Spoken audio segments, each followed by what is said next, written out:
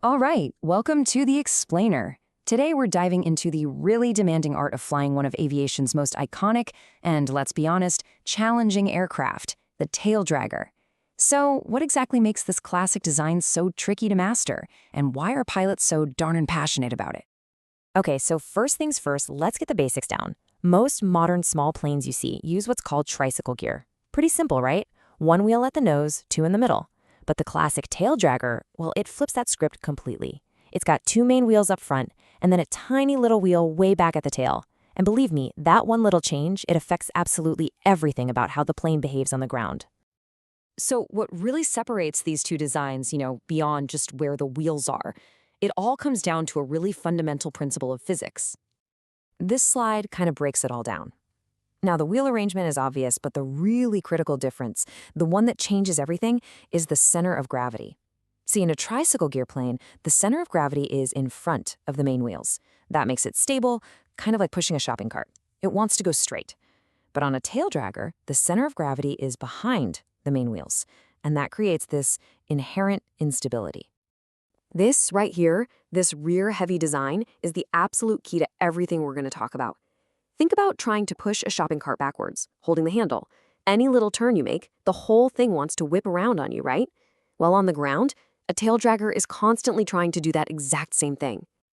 And that instability leads to a very, very practical problem for the pilot. Since the tail is sitting so low on the ground, the nose is pointed way up at the sky, which means your forward visibility is, well, pretty much zero. Pilots literally have to taxi in these weaving S-turns just to peek around the engine and see where they're going.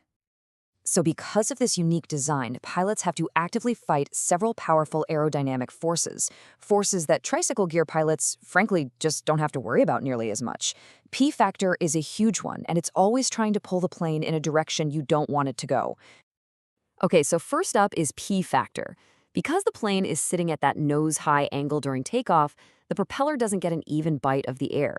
The blade that's descending on the right side actually generates more thrust, and that creates a really strong pull or yaw to the left. And the pilot has to fight that pull constantly. So how do you fight that constant left turn? The answer is your feet. It takes skillful, and I mean relentless footwork on the rudder pedals. As the saying goes, pilots need a healthy bootful of right rudder just to keep the plane tracking straight. It is a constant dance on those pedals from the second you add power. And if you're not on top of that yaw instantly, you risk this, the dreaded ground loop. Remember that unstable center of gravity? If the plane starts to swerve, that heavy tail just wants to keep on going, whipping around to overtake the nose in this violent, uncontrollable pivot. It can happen in a split second. So to manage all these crazy forces and actually get airborne safely, pilots have to master two main takeoff techniques, and each one has a very specific purpose. First, you've got the wheel takeoff. With this one, the pilot actually pushes the control stick forward to lift the tail off the ground early in the takeoff roll. Then, the plane accelerates on its two main wheels, kind of in a level attitude. This really helps with visibility, and it's the technique you see a lot in those old high-performance planes like the World War II fighters. The other option is the three-point takeoff. For this, the pilot holds the stick back, which keeps that tail wheel pinned to the ground. This forces the wing into a higher angle of attack, which generates maximum lift at a much lower speed. And the result?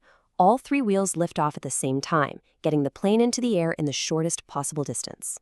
So, what kinds of airplanes actually use this classic, challenging design? Well, let's take a look at some of the absolute icons of aviation. I mean, these are just some of the legends. You got the gentle Piper J3 Cub, the plane that probably taught more people to fly than any other. Then there's the rugged Bowen Stearman biplane, a classic trainer from World War II. And for pure fun, you have this Atabria, which, fun fact, is just aerobatic spelled backwards. And yeah, it's built for aerobatics. And here is where that challenging design really pays off. Planes like the Super Cub are famous for their STOL or short takeoff and landing performance. The taildragger setup allows for a bigger propeller with more ground clearance, and it's just inherently more durable on rough surfaces. This makes it perfect for operating from backcountry airstrips where a tricycle gear plane just couldn't even dream of going. So after hearing all that, the bad visibility, the constant fight against yaw, the very real risk of a ground loop, you've got to wonder, why do pilots still choose to master these more difficult machines? This quote really just sums it all up perfectly. The challenge comes with a unique and pretty profound reward. Yeah, it takes way more footwork, but mastering that skill opens up a world of freedom. The ability to land on grass strips, on riverbanks, on all sorts of remote fields. But ultimately, it's about a fundamental connection to the airplane itself. Flying a taildragger is considered a true test of pure stick and rudder skill. It's about feeling and reacting to the machine's every little tendency, not just telling it what to do through computers.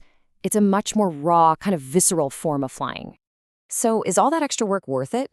For the pilots who fly them, the answer is a resounding yes. It's a trade-off. They accept the instability on the ground in exchange for unparalleled freedom in the air.